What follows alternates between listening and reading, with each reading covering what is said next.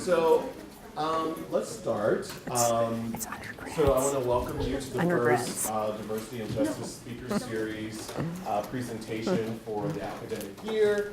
Our presenter is Maria Velez, and Maria is an associate professor of criminology and criminal justice at the University of Maryland.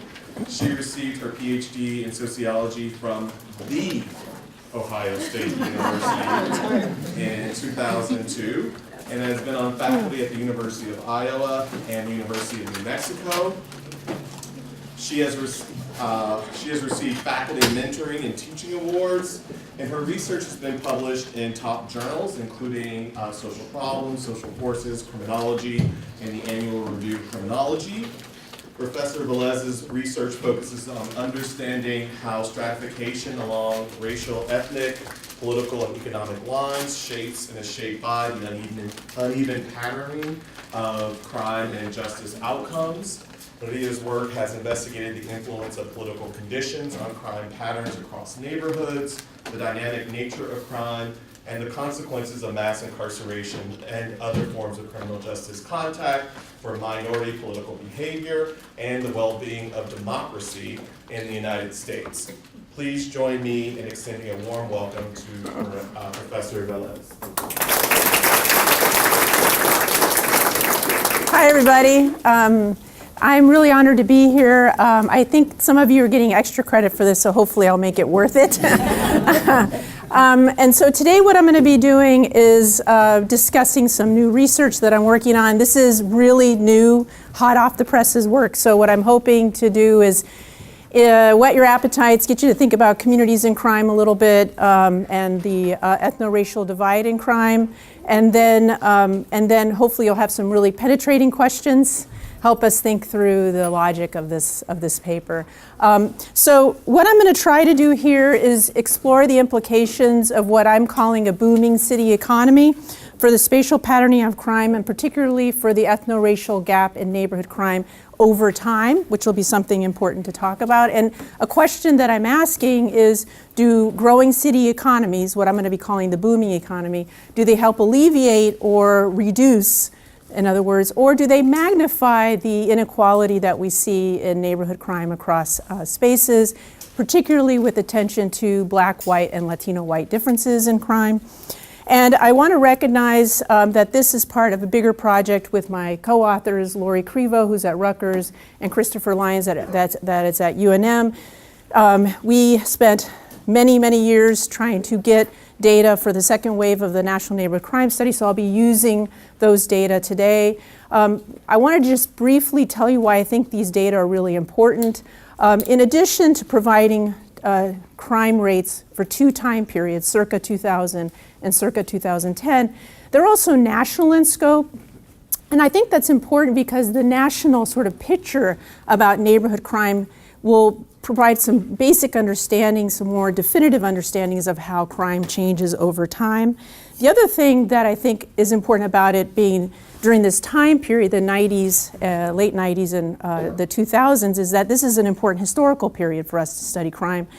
National crime decline, right, and people are beginning to drill down to the neighborhood level, see how that impacts crime. But then also, during this time, as many of you know, we had the bust and boofs of the economy and then all the fallout associated with the Great Recession. So it's a really kind of interesting time to sort of think about how crime changes over time with using these data. And I can talk more about the sort of strengths and weaknesses of collecting data in that way during the Q&A. Happy to do that.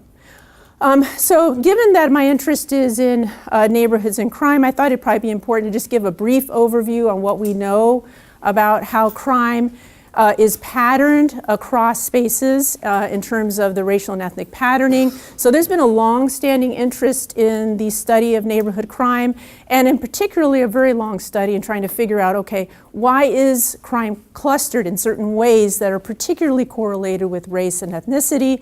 And just to give you a sense of how stark that clustering is, up here on the slide I have data from the first wave of the National Neighborhood Crime Study, which is 2000 year data. And you see that violent crime rates are typically 5 times higher in black neighborhoods than they are in white neighborhoods on average. And while there are important differences between other neighborhood types, like for instance, Latino neighborhoods versus white neighborhoods, minority neighborhoods versus white neighborhoods, their differences are never as stark as those between black and white neighborhoods. To give you a sense, those communities are roughly 2.5 to 3 times as high, their rates of crime, than they are white neighborhoods. So again, long-standing interest, lots of research by people in this room that are interested in thinking about this. And the primary theoretical framework for understanding why crime is so high in minority neighborhoods compared to white neighborhoods draws heavily on social disorganization theory and its racial invariance thesis, which I've written about in my work.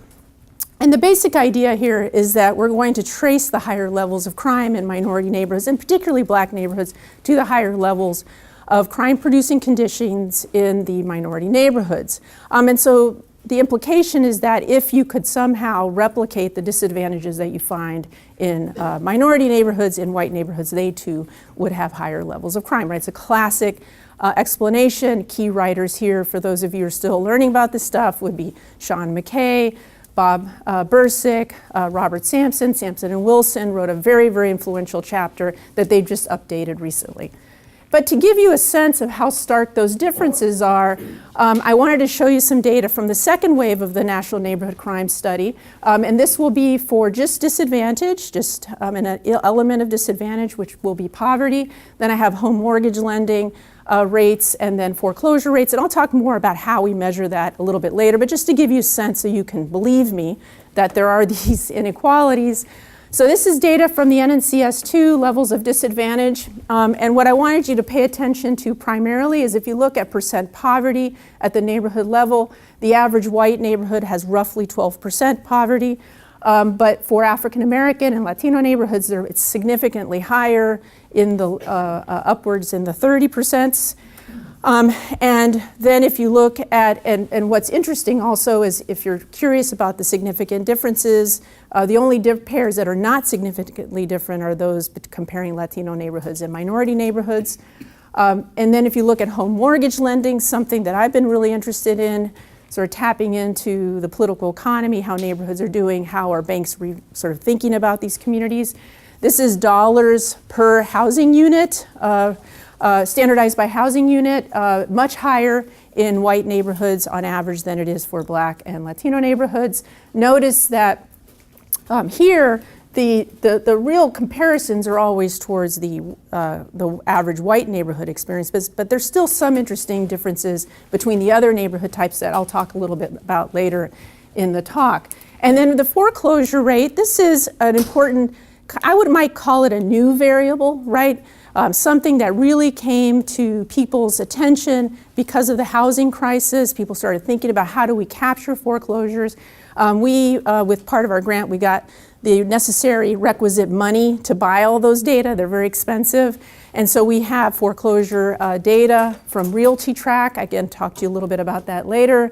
And what you see here is a little bit of a different pattern, which is the foreclosure rates are roughly the same in white and black neighborhoods in the at time 2, roughly 2008 to 2012. Where you see a real standout is Latino neighborhoods. They have a much higher level of foreclosures. All this is to say that when you think about neighborhoods and how crime are connected and why would we see differences in the clustering and the patterning on race ethnicity, you should be thinking about these kinds of issues that distinguish, right, neighborhood types in terms of their ecological conditions, right? Nothing new there, but just some new data there just to show you. Okay, so theoretically, these disadvantages, in the grand sense, are expected to produce acute levels of social isolation and marginalization. That is going to be a key idea. The idea that these are places that are suffering from marginalization and social isolation. That's going to be an important topic that I'll bring into in a little bit later. Social disorganization then emanates from that acute level of social isolation and marginalization. Social disorganization is a very commonly investigated topic, right? The inability of a community to achieve a crime-free environment, things like collective efficacy, informal social control, et cetera. But the other thing that is expected to happen as well is that then in these places, in addition to social disorganization, you have processes that encourage crime.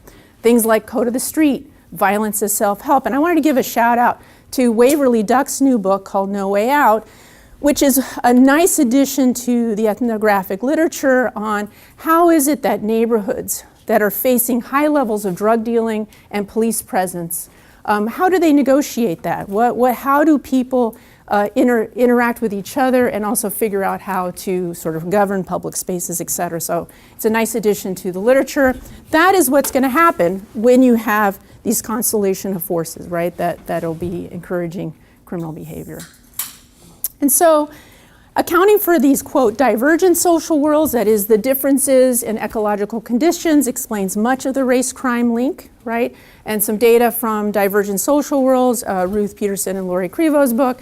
For instance, they find that the violent crime gaps between black and white neighborhoods are explained partially, or if not completely, by including levels of disadvantage. And then also what was really important is proximity to violence, that is nearby levels of violence.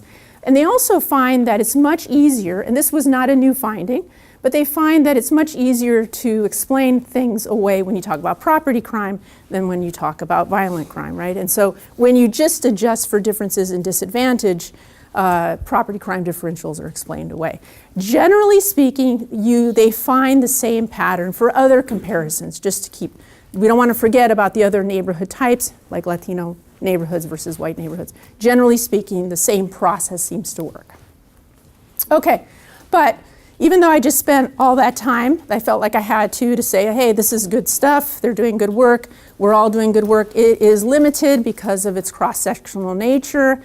So first of all, it's just an empirical point, right? That there's just been a dearth of longitudinal data that tracks, in other words, neighborhood crime over time. There's a few exceptions. I know Professor John Hipp and Professor Shars Kubrin have been collecting data for the Southern California crime study, and then Professor Eric Baumer has collected some data for about 50 cities and all the neighborhoods within, but generally speaking, not a lot of information about how neighborhoods change over time. So just empirically, it's been a major roadblock. But I found it to be particularly helpful, I guess I can do it this way, to think about it theoretically, that we've also had a roadblock in the literature, which is the old assumption of the stability of ecological structures that resulted from the work of Sean McKay, where they found, using between neighborhood comparisons, that the relative character of the relative criminal character of neighborhoods remained relatively the same despite population turnover, race and ethnic turnover, et cetera. And that bore the stability thesis. So for a long time, that sort of dominated our thinking, that we sort of ignored, might be a little too strong, but we didn't take seriously the dynamic nature of neighborhood crime, which we'll talk a little bit about today, of course, and then I'm sure you'll have some questions. But then there's some key pieces of literature, of scholarship, that have started to chip away at the stability thesis. I highly recommend the review by Kirk and Laub, and then also two papers, the first one by Schuerman and Kobrin, where they look at Los Angeles neighborhoods and how they're changing in terms of how much crime they have, and they find that there were a significant number of neighborhoods, AKA tracts, that were virtually crime-free in 1950 that had evolved into high crime neighborhoods by the end in the 1970s due to unexpected structural deterioration. Second paper, Bursick and Webb, an old one, but a classic, right, where they basically use the Sean McKay data on juvenile delinquency and say, hey, we find roughly the same thing that Sean McKay found for 1940. But when you extend the series to past the 50s and 60s, then you start to not see the stability thesis because of unexpected changes in the foreign-born population and the minority population. So there were some things that happened post-World War II that we just couldn't imagine, right? That shifted the way things were operating in the city. So it led people, some people, including myself and others, to think that the relative order of neighborhood crime and delinquency rates can shift, right, as local and broader social conditions change during particular historical periods. Hence, the importance of thinking about history, right, and time period, right? So again, the 2000s, an important time period to study crime because you have national crime declines plus the shifting socioeconomic realities of neighborhoods in the United States because of the Great Recession, right? And we see that there's been increasing income segregation, for instance, in our cities since then. Okay, so while there has not been a lot of research on the ethno-racial divide changing in neighborhood crime, there's a few papers that I wanted to discuss that have tried to drill down at the neighborhood level, how have things changed over time. So recall, we're using the Bursick and Webb, the Schuerman and Kodren, the Kirk and Laub sort of as a jumping point to say, hey, we might think that things may change, and let's look at it. We're going to look at the ethno-racial divide in crime. And a lot of these papers, and there's just a handful of papers, the reason that they came to be, I think, is because they wanted to figure out, has the national crime decline, how is it played out at the neighborhood level? What's the scope and nature of the crime decline, right? How extensive is it? Who benefits from the crime decline? Those kinds of questions. Okay, so one paper by Friedson and Sharkey, they look at 6 cities, neighborhoods across those 6 cities, and finds that Black and Latino neighborhoods benefited the most from the crime decline because of their high initial levels, right? So we would expect that, right? The neighborhoods that already had high levels of crime, they should go down precipitously. They also find, because of that, gaps have narrowed. So those stark differences between Black and white neighborhoods, Latino and white neighborhoods, those have been reduced during this time period that they studied, which was in the 2000s, for the most part, to the 2000s. The second paper, not specifically about the race ethnic gap, but I still find it illuminating because it's tangentially related, because it's about crime patterning, it's spatial patterning, and the crime gaps in Chicago. This paper just came out by Papachristos et al., where they find that, it's only in Chicago, they find that while most Chicago neighborhoods experienced, right, declines in crime, inequality, and neighborhood homicide rates increased by over 10% during this period, with larger and more persistent, right, declines in the city's safer neighborhoods, driving this increased inequality. So who's benefiting the most there? It's the safest neighborhoods. They're getting safer, and so that is why we're actually seeing inequality expand. So a little bit of a different story there. Another paper by yours truly, Lori Crivo, Christopher Lyons, and a couple of our graduate students. We examine this as well. It's with 18 cities, right? And we find that the vast majority of neighborhoods in those 18 cities experience crime declines. But to the extent that there are any neighborhoods that do not, that is, they experience a reverse trend, their crime is going up, they are the Black neighborhoods in the sample, right? So again, you're starting to see a mixed picture, which is unclear. What is actually going on? And so this emerging body of work shows a mixed picture. I'm going to suggest that part of the reason that this mixed picture is, first of all, it's only a few studies, and it's like different time periods, it's different. Some have more cities than others, different numbers of neighborhoods, et cetera. But I'm also going to suggest that we need to locate more of this inquiry into something that's related to the city. What's going on at the city level, and how is that shaping what happens at the neighborhood level in a more direct way? So that's where I get to the embedded ecological approach, right? So now we're shifting into, okay, we know what's happening at the neighborhood level, more or less. There's a mixed picture. And so now what we're going to do is try to think a little bit more about cities and what do they do. And so the idea here is that there's a long history in sociology in particular of thinking about the role of cities and making and breaking neighborhoods, right? Cities make all kinds of decisions to release resources, not release resources, how to deal with housing segregation. I mean, there's a long list of things that cities do that has really shown that the fate of a neighborhood really depends on the city's political and economic opportunity structures. That is, how the city responds or does not respond can really play out differently for neighborhoods, right? Cities then are important in setting the stage for what happens at the neighborhood level. That's basically what the embedded ecological approach is saying, right? Cities offer resources, make decisions that help neighborhoods shore up against crime. They can encourage receptivity, stymie marginalization. Again, back to that idea of marginalization, curbing social isolation. They can also stimulate community social organization, right? So cities can provide resources for neighborhoods to then get the kind of resources they need, for instance, to clean up their parks, fix up the sidewalks, clean up the lights, et cetera. So your classic public social control idea, just to give you a sense of how this might work. Prior work has largely focused on political opportunity structures. This is work that I've done with Christopher Lyons and Wayne Santoro, where we developed this idea a little bit more about how political opportunity structures can do things for neighborhoods in key ways. And one of them is about immigrant political opportunity structures, which basically says when cities are receptive to immigrants, provide receptive contexts of reception, right, they can enhance the already negative relationship between immigration and crime.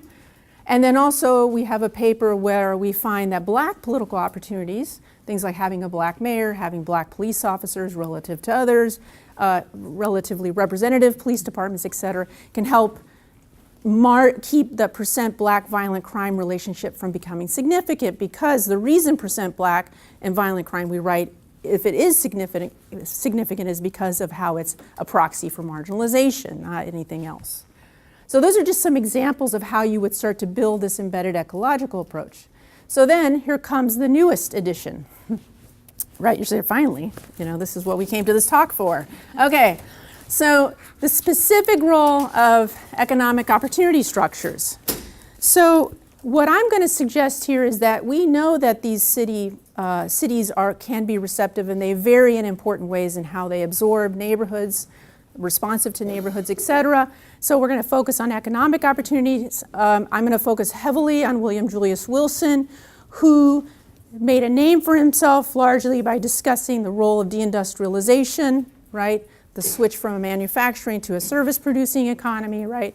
Which then led to a situation, right, that meant cities were losing the manufacturing jobs, right? And Wilson argued that this was bad for everybody, of course, because these were jobs that were sustaining a lot of the economy.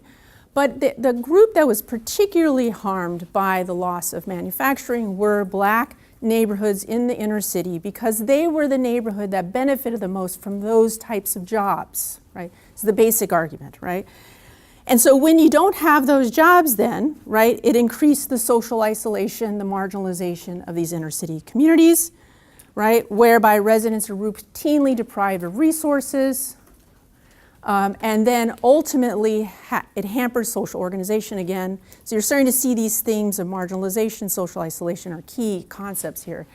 And when you don't have jobs, right, then, and you have the erosion of the manufacturing, then you start to have social disorganization, and you start to have contexts that legitimate cultural codes of legal cynicism and violence, right? So the literature is getting a little more nuanced in terms of how this all plays out, but it's still the same basic argument that Sean McKay suggested, right?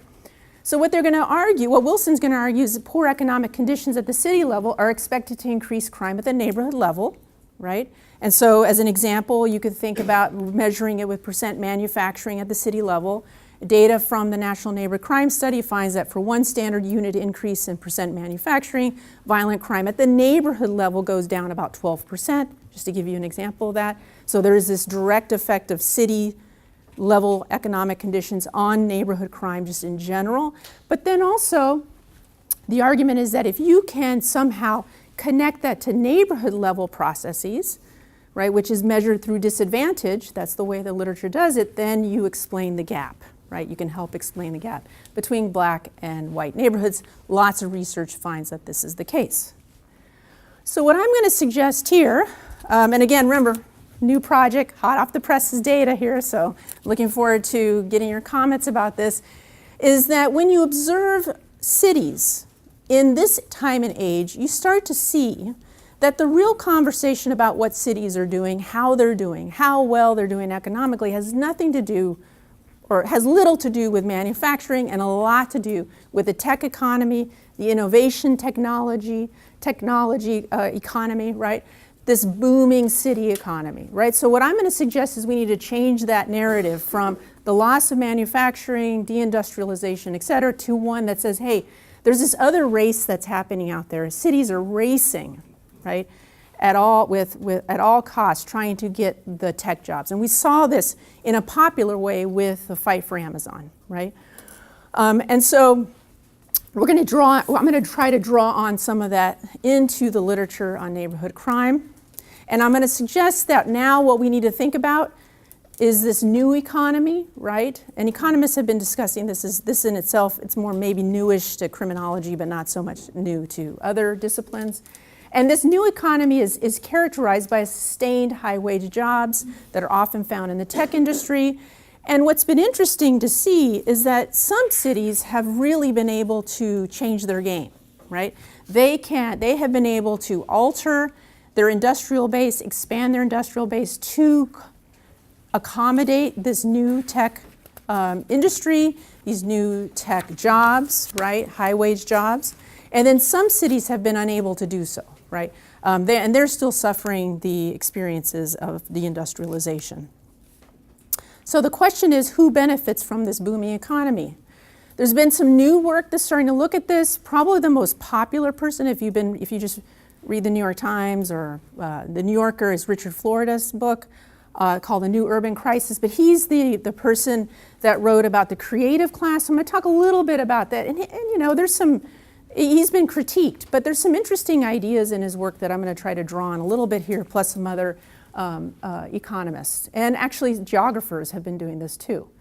So here's sort of the basic ideas here so far. One is, you could think about these booming city economies, right, doing well, providing high-wage jobs, tech jobs, et cetera.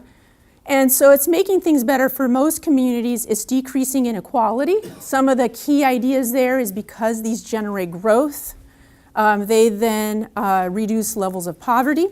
There's also this idea of knowledge spillovers, that when you have these kinds of industries that are so technologically advanced in terms of their thinking, the people who work there are really at the front of their game, right? The top of their game. These ideas, there are these knowledge spillovers where then other kinds of industries, bureaucracies, et cetera, also benefit from those innovations, right? So in general then, you would expect inequality to go down. That is what some people are calling the optimistic view. But as a sociologist, you know, we know there's always a pessimistic view, right? The reality. So then there's this other body of work, and again, this is not a huge body of work, but it's sort of some of the themes that have come out, where people ask, okay, well, it might help. The way that the tech economies are going, the way these new growth machines are going, is that, well, they're actually helping the most well-to-do communities, right? Those are going to be the groups of people that experience the benefits, and so it's going to increase inequality, right? Booming economies are sustained by tech. They require high levels of education, lots of human capital required, and they're going to bypass those who do not have those kinds of skills, right? And so there's a couple of sites there. What Florida calls it is the 3 T's: tech, technology, and tolerance, right? Those are the 3 things that having these kinds of high-tech economies, it creates these kind of booming areas, right? Okay, so that's sort of the general idea. So now what I'm going to do is sort of think about how it should matter for neighborhood crime and the ethno-racial divide in crime. So do growing cities, remember my original question, do growing city economies alleviate or magnify ethno-racial inequality and neighborhood crime? Growing city economies allow cities to respond in ways that counteract criminogenic conditions, right? It seems almost intuitive. That is in many ways the inverse of Wilson, right? That if you have a strong manufacturing base, right, then the tide will lift all boats, right? That's the end of my only boating metaphor, just right there, okay? And black and other neighborhoods should then be better off because of this rising city economy, right? On the other hand, it could be that growing city economies widen inequality because it privileges, right, those who have human capital, which in this society generally are those who are white. So it privileges the economic capital of whites and thus contributes to further, again, key term, marginalization of poor and minority neighborhoods. Then I find it obligatory to bring in Logan and Molich's, their Urban Fortunes book, The Notion of Political Economy, because they would add another wrinkle to this, which is that cities are growth machines, right? That was a classic innovation that they had. But not all cities are equal in terms of their ability to be growth machines. Some are better than others, right? And so those that, though the growth machine, the whole goal of a city is to grow in terms of its population and accumulate wealth. And so the neighborhoods then have to fit into that sort of game. Neighborhoods that can provide exchange value, right? They can leverage their worth, either because they have high median rentals as a proxy for sort of their capital, then they will then benefit. They will be seen as a winner of the political economy, and so they will be sort of rewarded. But what I'm suggesting is that from the Logan and Molich, then when black neighborhoods in particular don't have the resources, the leverage power to convey that they will help the city in its interests, they will also be further marginalized, and thus gaps should increase here, right? And then in their book, they have a whole section on sort of the plight of black neighborhoods, but they wrote it in a time when this booming economy hadn't happened. So sort of still thinking that through a little bit, but something to consider. Okay, now the data and methods.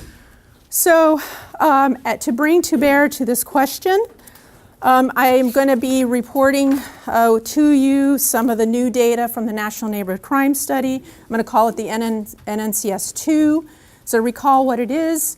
It provides serious crime level for 2 time points, circa 2000. That's the data that are already available on ICPSR. Some of you have used it. And then time 2 is the average of 2010 to 2013, what I'm going to call time 2. What I've done for today is given issues of data reliability, et cetera, following the same convention that the Peterson and Crivo used, I can only get 75 cities of data for those 2 time points and 7,903 neighborhoods. But in the end, that's not too bad. It's a lot of places, right? And again, remember, what makes this unparalleled data is that it provides key predictors of crime at the neighborhood and city levels for 2 time points. We also have metropolitan data, which is something that I'm going to guess we're going to need to do if I'm interested in the economy, because sometimes the city is too narrow, right? But I didn't do that for today. And that all the tracks are normalized around 2010 boundaries. So change in the violent crime rate, that is T2 minus T1. Again, I think I failed to say, I'm going to be looking at homicide and robbery only, and is the rate of those 2 types of crimes together across 2 time periods.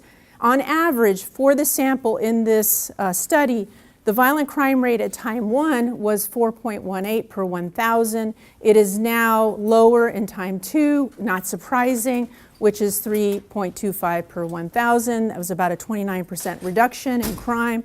So what that suggests, in a more definitive way than we've been able to say before, is that there has been extensive spatial breadth of the crime decline, right? We can say that drilling down to the neighborhood level, it has been felt there.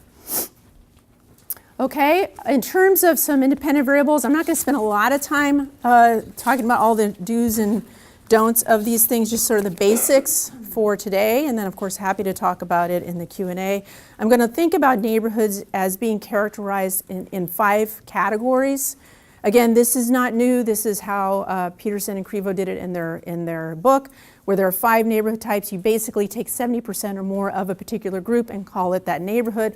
The main ones that we're going to be focusing on today are those that are white, black, and Latino, but I do want to say, and I have the data if you're interested, is that during the 2000s, due to major changes in immigration and residential segregation, these categories are not as relevant anymore. There's been some change, and some neighborhoods went from being predominantly black in time 1 and no longer that in time 2. Much more likely to be shifts for Latino neighborhoods and integrated neighborhoods. So we can talk a little bit about that during the Q&A, but for now, everything is measured at time 1. And the percentages were there as well.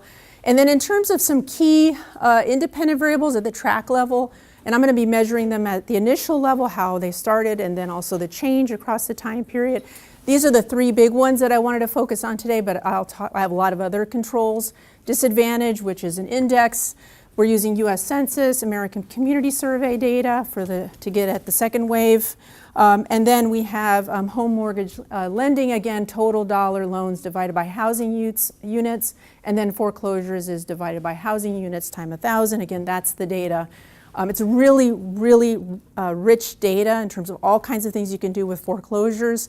For now, I'm just looking at whether or not there was, how many foreclosed properties were there in a particular census tract in a given year. In terms of the booming economy for today, the way that I'm going to measure it is growth in high-wage jobs.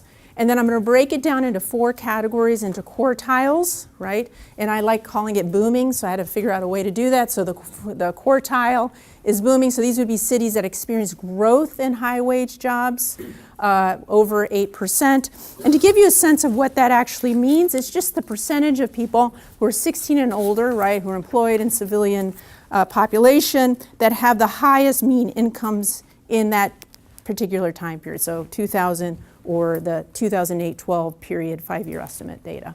And so to give you a sense of what kind of jobs these are, you might be curious. They include computer and math occupations, architects, business and financial operations occupations, that sort of thing. But the idea here is that these are the kinds of jobs, right, that require significant human capital to participate in, right? They require levels of education, et cetera. But I'm going to talk a little bit about how this is also problematic, right? And some of you may think, well, maybe measure it with income, and I'll tell you why I didn't do it that way, but I'm curious. We'll talk about it. I'm sure you'll have questions. Okay, in terms of the controls, real quick, initial and change in residential instability, percent foreign-born young males, population size, those are your usual controls. And the city, a whole host of controls as well, following the literature on how to study this. In terms of the analytic strategy, due to the mixed nature, due to the nested nature of the data, I'm going to use multi-level mixed effects linear regression, which in Stata is mixed. We've tried all kinds of ways of how to measure it, and I'll talk a little bit, talk about that if you have any questions in the Q&A. But right now there are rates, right, and change between time 2 and time 1. Variation at the city level is allowed to be random, so is the level of the disadvantage at the track level for the initial level.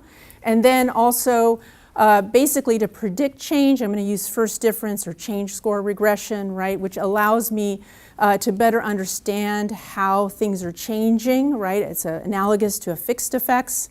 But then I'm going to do one other thing to sort of help with temporal order, which is that I will also include initial levels of violent crime and the initial levels of all the independent variables at the track level. And that's another question that you might have is, do I do that for all, city and track, or just the track? For now, I'm doing the concern for temporal order at the track level, except for the city booming economy, that I have growth and initial change. Okay, then there'll be just a basic interaction between ethnoracial neighborhoods and economic growth categories. Findings, descriptives. Just very quickly, because I know I have about 10 more minutes according to my clock, right? Is that this is how change in crime has taken place during this time period. I've noticed that before we had just looked at the average amounts of crime going down. Now this is broken down by the neighborhood type. And what you see is that all the neighborhood types experience important declines in violent crime, right? Which is different than what I had found, for instance, in that other paper with 18 cities. Black neighborhoods have actually gone up. In this case, that is not the case. But one thing I wanted you to also see is for Latino neighborhoods, the percent reduction is quite large, almost 40%. And then I also wanted you to notice that for black neighborhoods, the percent reduction is only 11%, right? And while that may seem like not a lot, I did want to make sure that we all recognize that given the scale, how much crime there is in black neighborhoods, that reduction is quite significant. It's substantial. It's about 1 violent crime per 1,000, right, during the time period, which is a lot when you think of those numbers at the top there, right? Right, whereas for white neighborhoods, it's only changed about 0.3, right? That's not a lot if you think about it in terms of people and crime.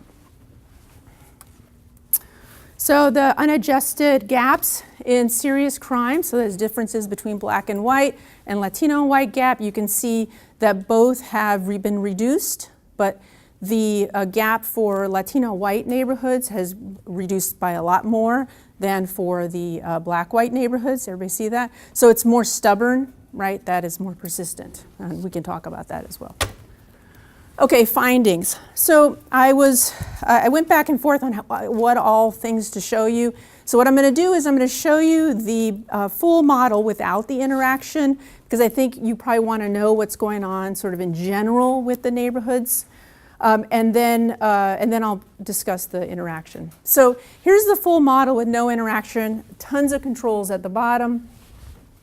And I just want to point out a few things here. First, in terms of the ethnoracial neighborhoods, by accounting for that long list of factors that we know vary between black and white neighborhoods, Latino white neighborhoods, et cetera, it goes a long way in explaining all the gaps except for African American neighborhoods versus white neighborhoods.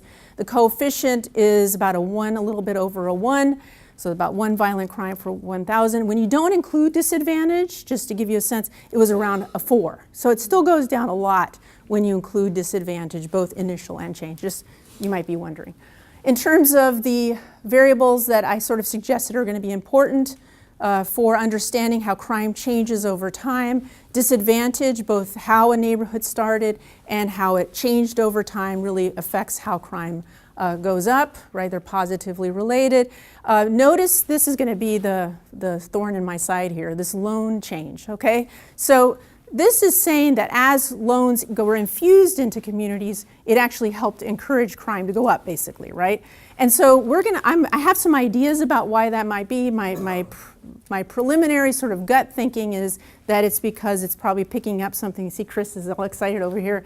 It has something to do with gentrification, potentially, right? That money is following people into neighborhoods that had already high levels of crime, perhaps, that we know that's happening in some cities. I just haven't had a chance to explore that. And then in terms of foreclosures, initial level of foreclosures do not matter, but the change in foreclosures does. It's really strong and significant in a positive way. And then the initial violent crime shows that neighborhoods that had really high levels relative to others at the beginning of the time period experienced real drops in violent crime. Again, supportive of what other people have been finding. Okay, so interactions are a bear to understand, so I decided to map it out for you here. And what I want you to pay attention to first is just look at the right-hand side of the graph. That is the cities with the booming economy, right? And so what you see here is that in booming economies, right, the black-white disparity in violent crime persists and is actually significant, and it's about a 3, which means there's 3 violent crimes per 1,000 more than in white neighborhoods in that city type. Notice that for the other blue bars, it's still significant in the what I call the a medium category, but it's much smaller in size, but there's still a significant difference, right? And then for the other the other city economy types, the race gap doesn't get changed because of what's going on at the city level, is what it suggests.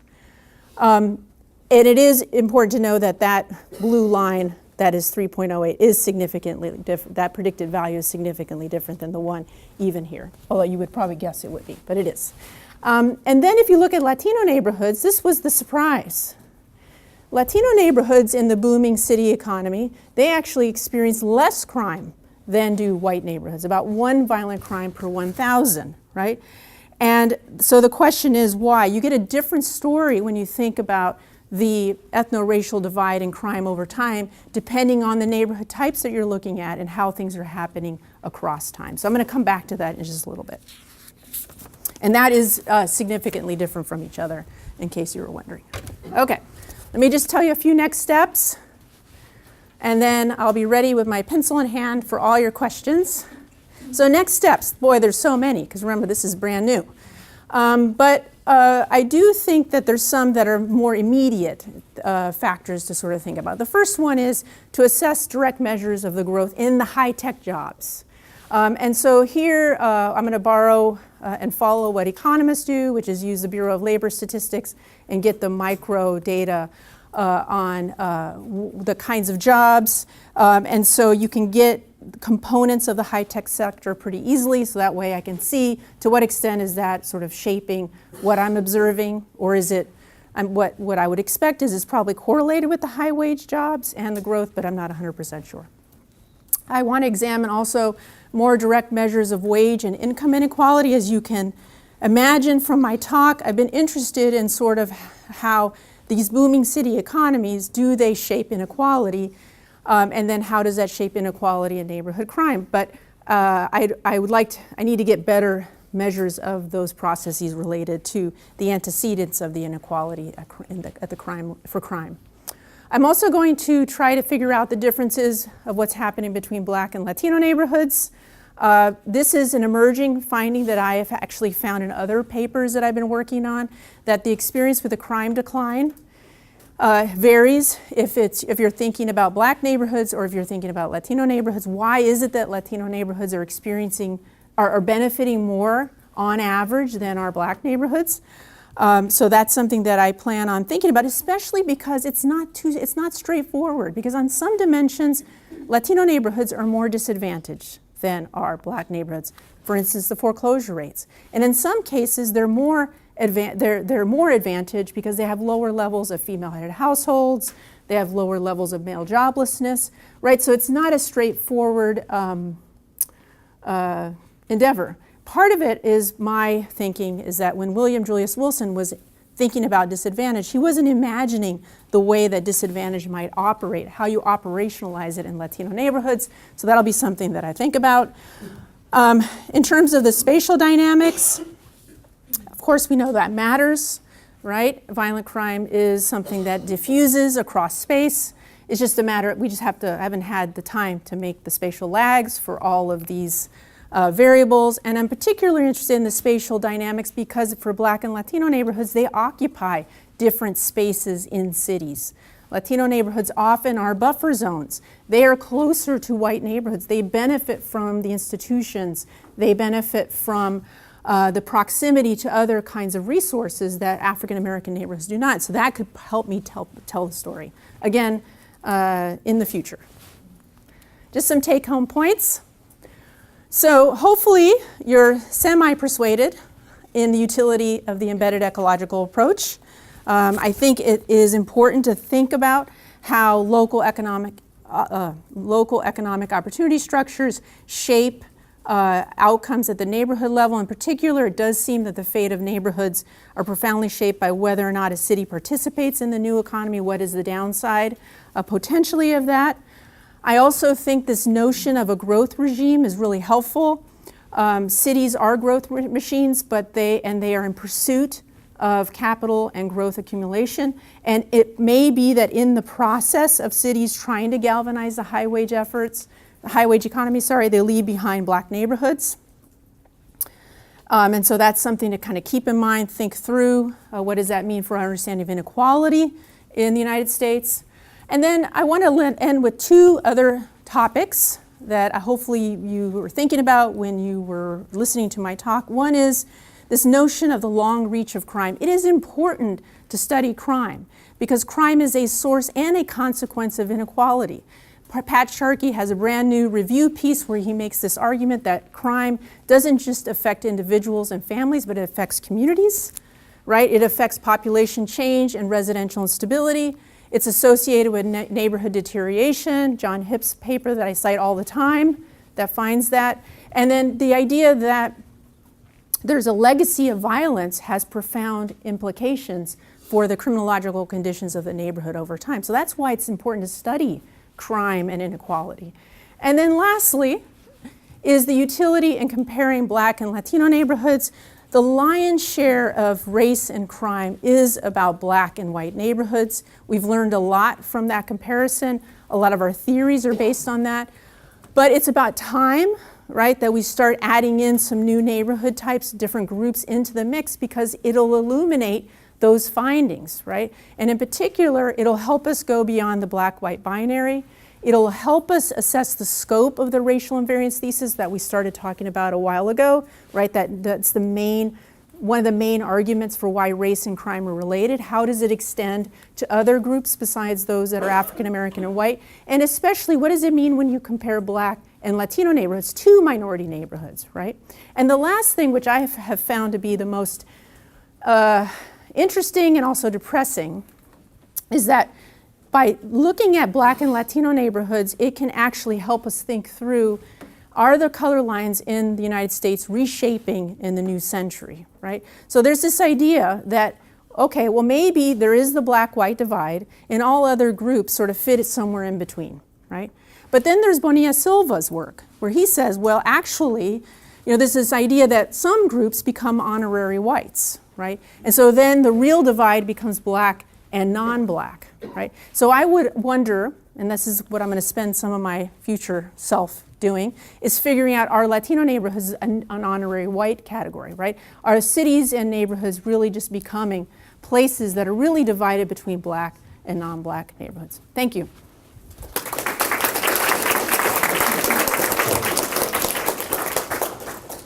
CLS has a long-standing tradition. The first question goes to a student, usually a graduate student, but since we have undergraduates here, you are also fair game.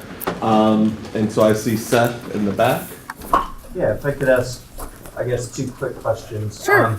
You saw a positive effect of loans on crime. Yeah. I was wondering the extent to which that's related to your foreclosure measure. Just thinking the flooding of subprime lending during that period.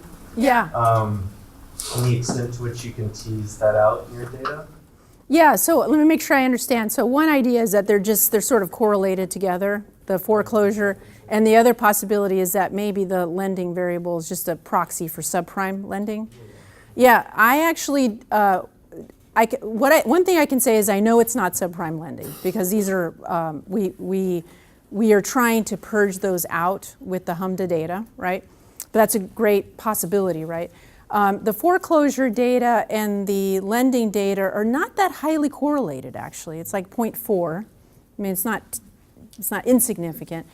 But I do think that they might be tracking something similar, which is just the movement in and out of a neighborhood. But the only thing I was thinking about, and I tried it even before, like when I was in the hotel this morning, it's like, okay, what are they going to ask me?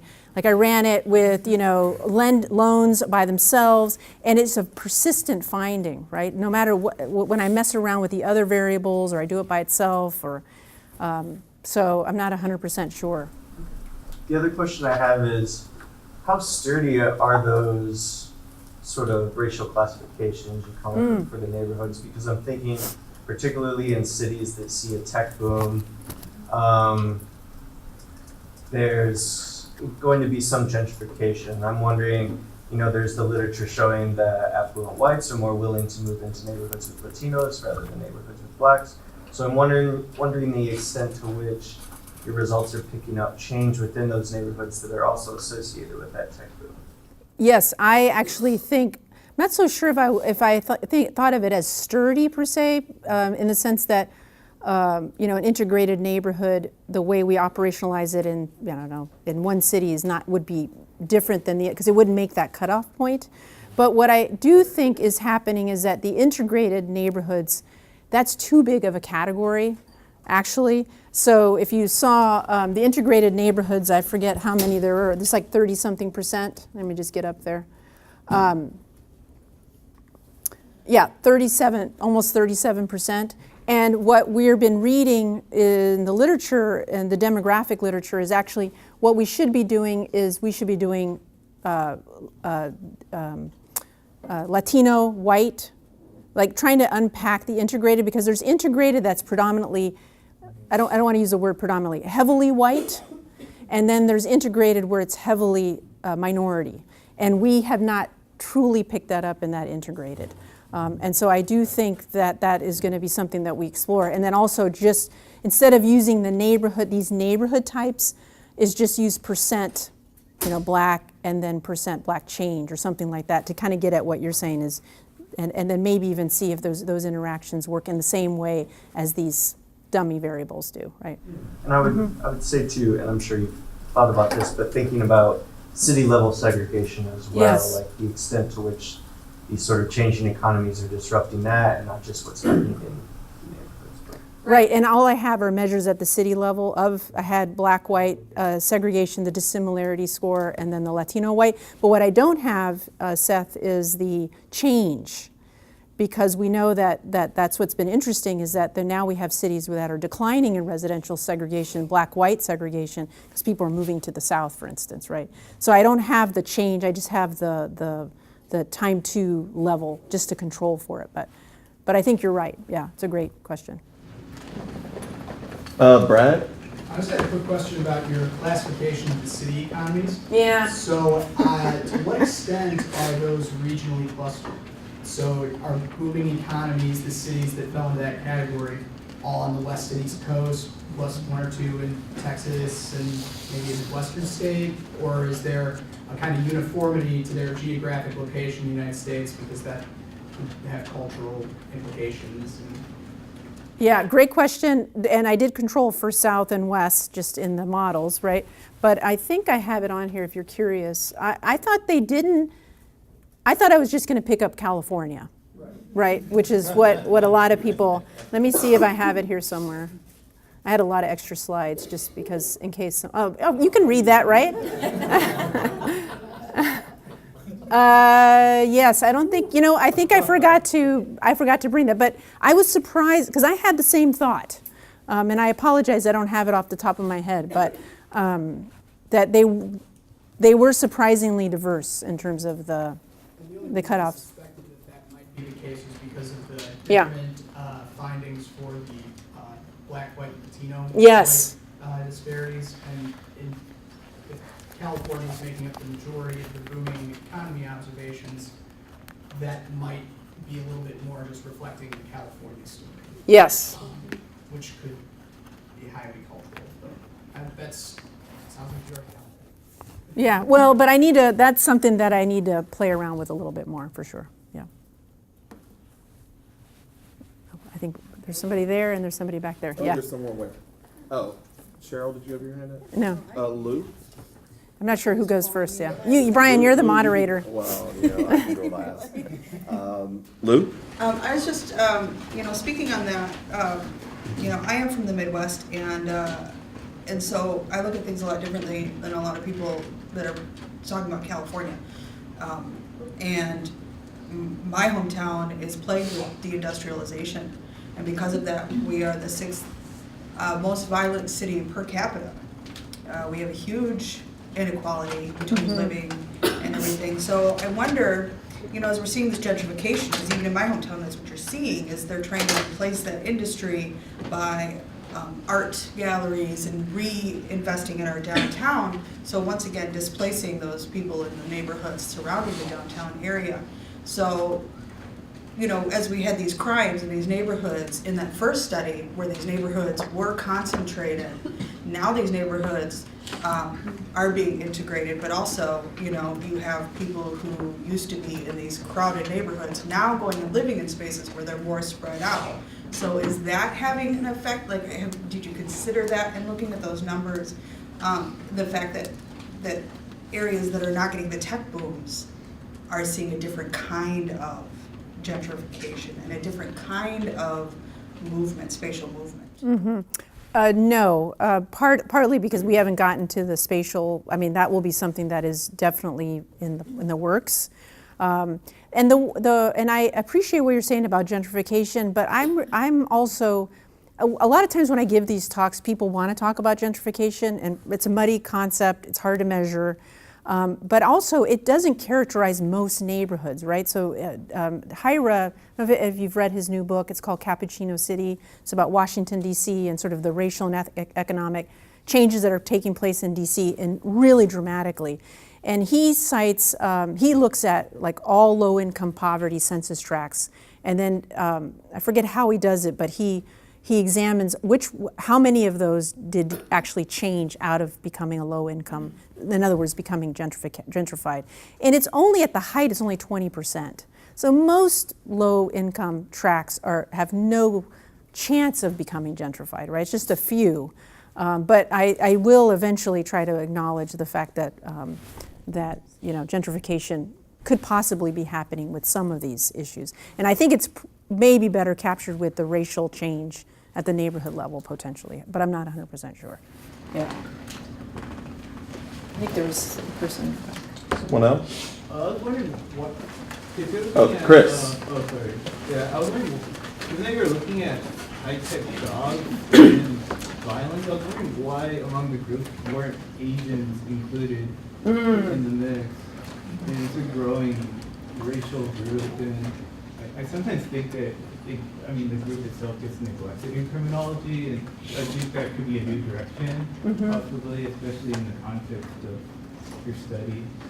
Yeah, no, it's a great question. At the neighborhood level, even in the national scope, it's hard. Asians there would not be enough neighborhoods to make up one of these categories by themselves. So that's the problem, right? And then, but there's always a chance in trying to include them in the integrated, like if you break down the integrated category, which I did have that table up, I wanted to show you. But again, it's all about the numbers. There's just not a lot of Asians in urban spaces at the neighborhood level to make up these categories. But I agree, and I'm not ignoring you that you're behind the column. I just wanted to show you that I have another way to organize these neighborhoods. I'll just put it up here. So one idea that we've been doing is trying to think about, do white Hispanic integrated, white black integrated, then other integrated would be the Asian category. And so you could see that that's where we're kind of heading towards, is to try to at least unpack the integrated a little bit more. But my sense is that if you wanted to study that population, which I think we should, you're right, there's a paucity of work, is you would have to be more localized, like focus on a particular city that has a significant overrepresentation of Asians in their city, right? And then do a study, and just do it in that one place. I don't know, anybody else want to add to that?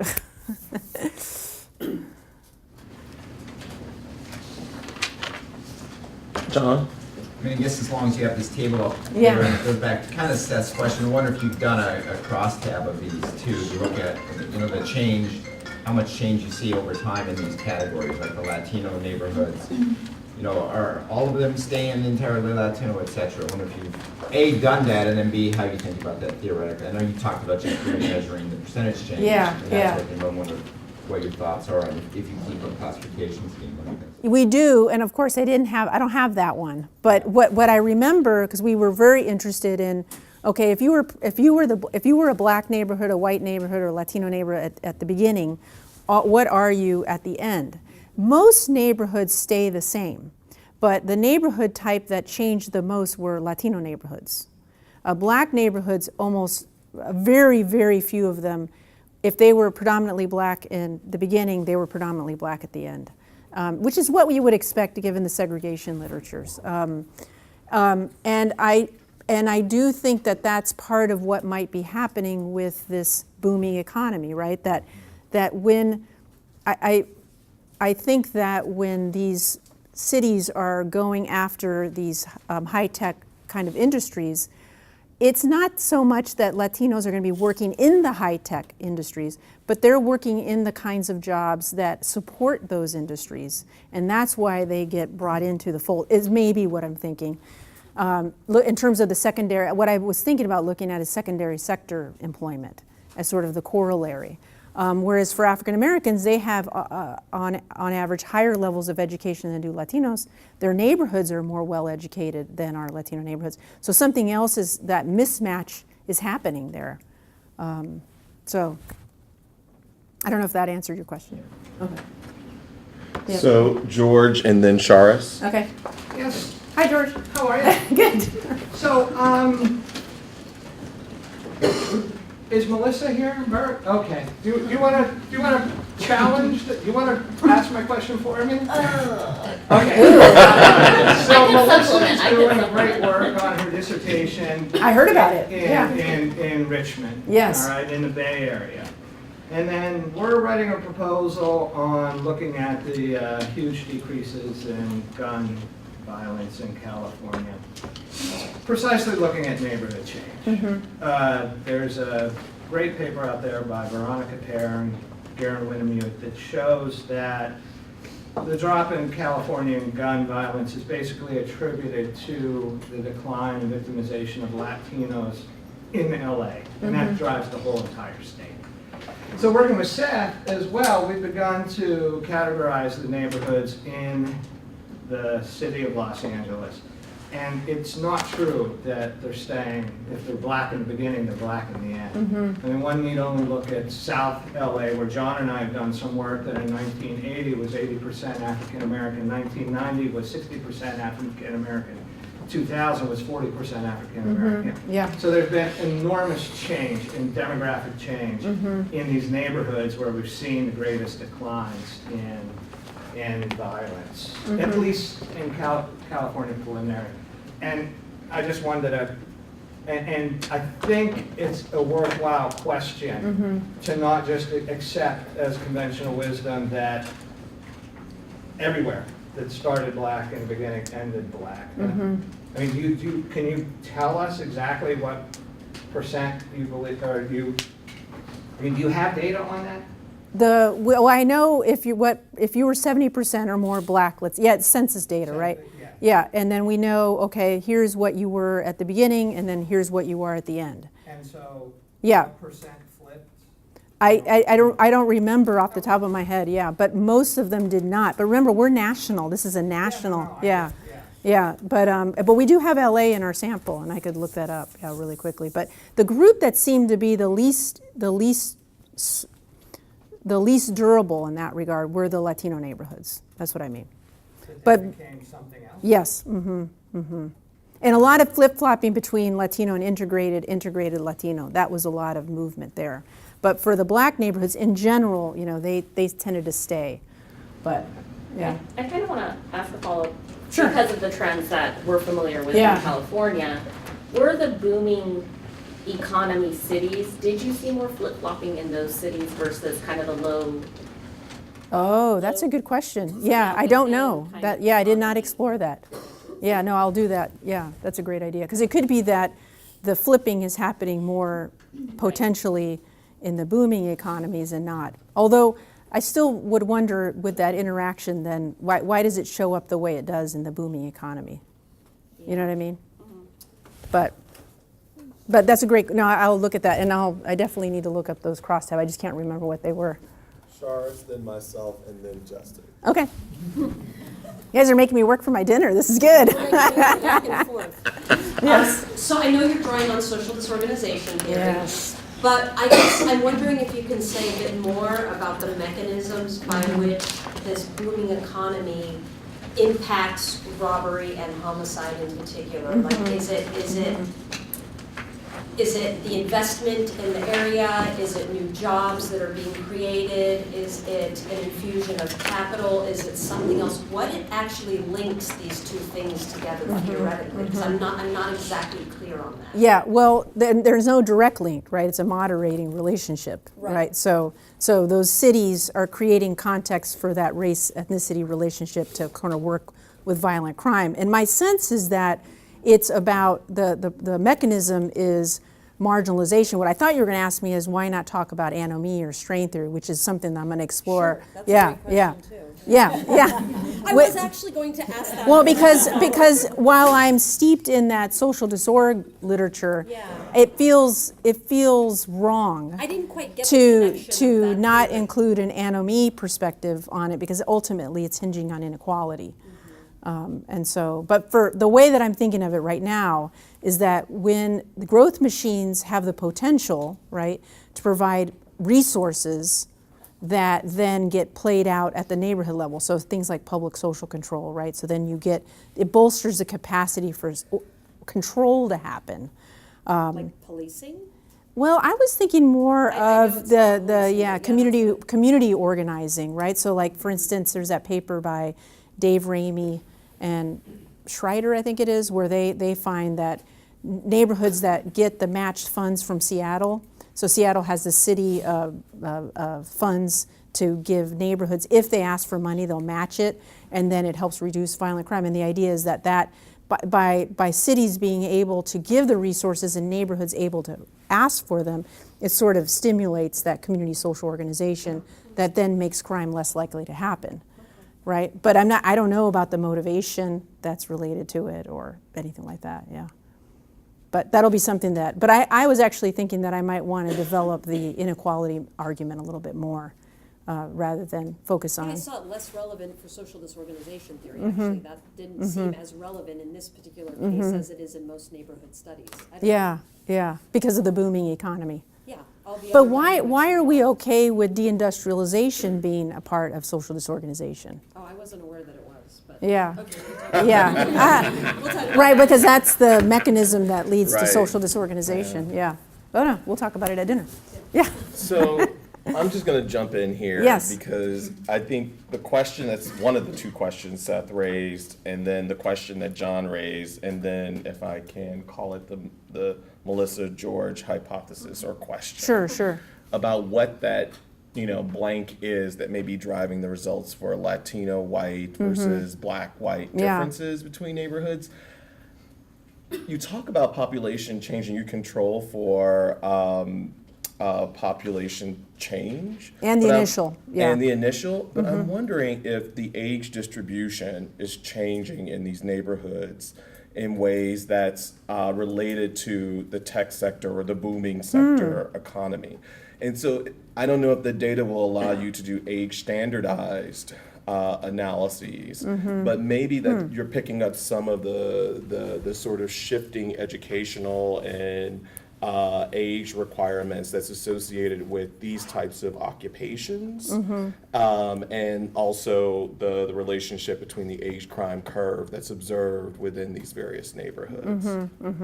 So, it makes me think of Hira's book where he tracks the percentage of millennials that are coming into DC, right? But even in the case of Latinos, right, with immigration, they tend to have younger neighborhoods and so on. And so it might be picking up some of those effects that are masked by sheer just population dynamics. Yeah. And I do control for young males and initial and change, and then at the city level also, but I don't get into it too much. I just sort of ignore it a little bit. But you're suggesting that maybe conceptually it's part of the story. I hear what you're saying. Yeah. So then Justin. You said you and had two. No, I said Seth had two. Oh, okay. Yeah. So Justin and then Carlos. What did I do with my notes? Oh yeah, I've been trying to write down what you guys are asking me to do. So I have to, yeah. Who's next? Oh yeah. My first response was just like, in sort of your thinking, you're conceptualizing like, how is mass incarceration playing out in the story? Yeah. Especially if you're thinking about shifts in numbers and in communities and neighborhoods, that people are being removed from those neighborhoods, and just thinking about that, I'm not sure how you thought about it. And then the other point, I was just curious in thinking about Wilson's like deindustrialization thesis and this point of legal cynicism and violence. On the other side of that, though, there's also around deindustrialization, the cultural concern for like victimization and these sort of things, like fear of crime maybe at one point. In terms of booming cities, like, are you thinking about what is the cultural effect of these cities in relation to crime, and that if kind of know what I'm saying in terms of how those cities may be reacting to crime as well. Yeah. So in terms of the mass incarceration, I mean, I think that's a central element of what's happening in neighborhoods. and we don't really have a good handle on it, actually. I think for like what would be great if and we have, someone wants to be a postdoc with me. I mean, to get incarceration data to match on to these data would be amazing. And ideally at the track level, right, to sort of see what would happen. Theoretically, I'm not sure, the tough thing is incarceration and crime are so obviously correlated that how do you purge that kind of endogenous relationship? But there's ways people have been doing it, and then, and how it would play out, my sense is it's part of it is part of why Black neighborhoods are experiencing, I believe, probably different levels of these dynamics than our Black neighborhoods, Black versus Latino. In general, right, incarceration rates are not as high among Latinos as they are among African Americans, and especially if you look at the neighborhood level. So I would think of it as a disruptor in the neighborhood, but I'm not 100% sure, right? But I think it conceptually is a big area that we don't really understand. I mean, that's one of the biggest critiques of the whole point of view, is it doesn't include social control, right, at the formal social control. And then in terms of your second question, I mean, that's the interesting thing about these booming economies. If you take Richard Florida's ideas, the 3 T's, part of it is tolerance, right? So one might expect, and this is stuff that I've done a little bit on, is like these may be cities that have elected different kinds of political leaders that may think about crime in a different way, I think is what you're suggesting. You would think that's probably more sympathetic maybe to the cause of helping reduce crime in ways that are not harmful. But I'm not, that would just be a hypothesis. So you could easily figure that out, right? You can gather, voting data at the city level, who's elected to office, are there Black mayors? Because one of the things, I've done some work on what is the role of Black mayors on neighborhood level violent crime, and places with Black mayors tend to be places that are better for African American neighborhood outcomes because of the symbolic nature of having someone. Doesn't mean that poverty's not any better or worse, but symbolically having that kind of leadership is important. So that would be some, exactly, legal cynicism should go down in that kind of context, yeah. So I think that would be a really interesting element or a corollary to being a booming economy. What does that mean in terms of the politics of the place? And does that shape how they interface with neighborhoods, and particularly Black neighborhoods? Yeah. Carlos? Yeah. You know how you had the mortgage and the foreclosure rates? Yes. Have you considered looking into rent? Only because I lived in South Central, and for the first 15 years, my family lived in a house, but we didn't own it. We just rented it out. Yeah. And I knew a lot of my friends in that area did the same thing. They had houses, but they didn't own it. They would just rent it. Right. And then I also knew a wealthy Indian who would buy houses in that area and rent them out to families. Yeah, no, that's an important element. That's in the residential instability index, right, where it kind of captures how many renters are there in the neighborhood. So we try to adjust for that in there, but there probably are some interesting relationships with neighborhoods that have a lot of foreclosures, because we know foreclosures didn't just happen to people who own their homes. Sometimes it happened to the renters who were renting out the place that was owned by somebody, and then they get kicked out because they've lost the home, right? So I do think it's an important part of that, yeah, of that housing instability in the neighborhood, yeah. Is there anyone who hasn't asked a question that would like to ask Professor Velez? Please call me Maria, please. All right, why don't we wrap up? And if you have more questions, you should feel free to talk to her after. Yeah. Thank you. Thank you.